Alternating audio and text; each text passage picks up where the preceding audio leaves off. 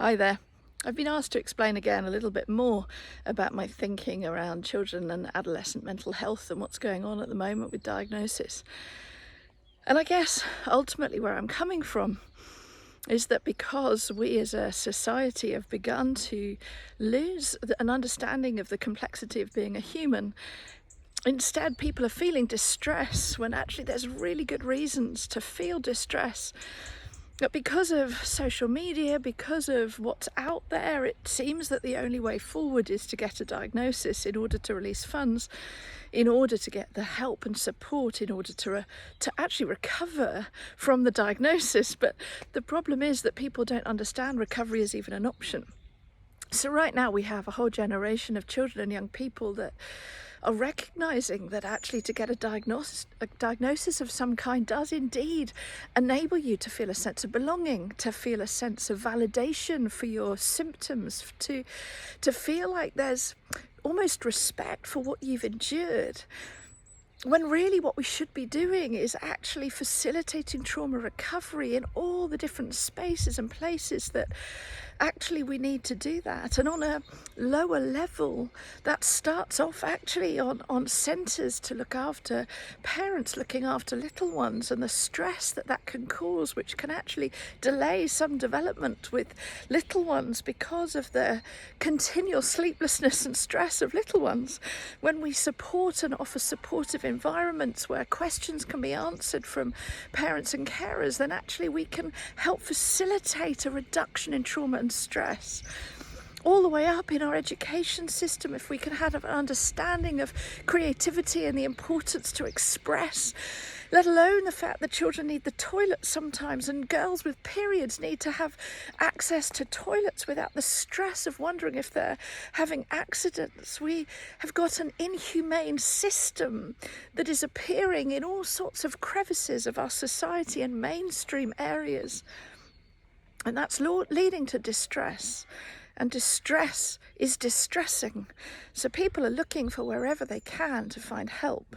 And obviously it makes sense that there's all these different titles and diagnoses which might even come with medication that feels like a soothing opportunity and option.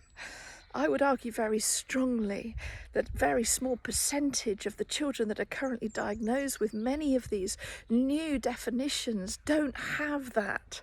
It's not a long-term issue, and trauma recovery help could actually reduce all of those symptoms and enable that person to go and live a very fulfilling life without the extra need of a label.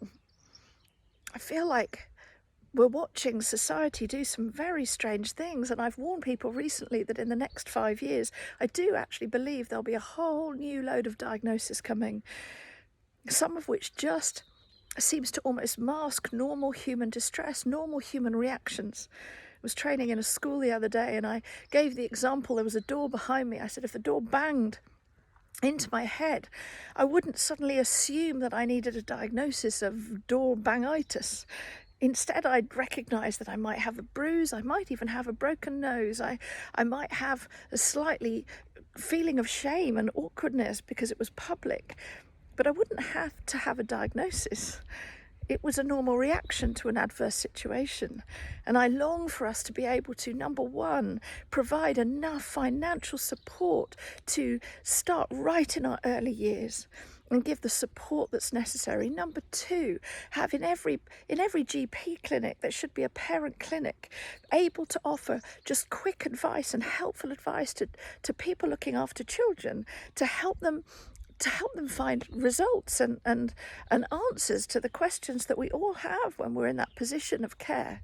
Thirdly, I'd love to see the education system with less pressure, with some alternative education centres which are springing up, where children who are creative, particularly the ones that will be our future filmmakers and dancers and singers and musicians, we need them to be looked after, not crushed by an academic system.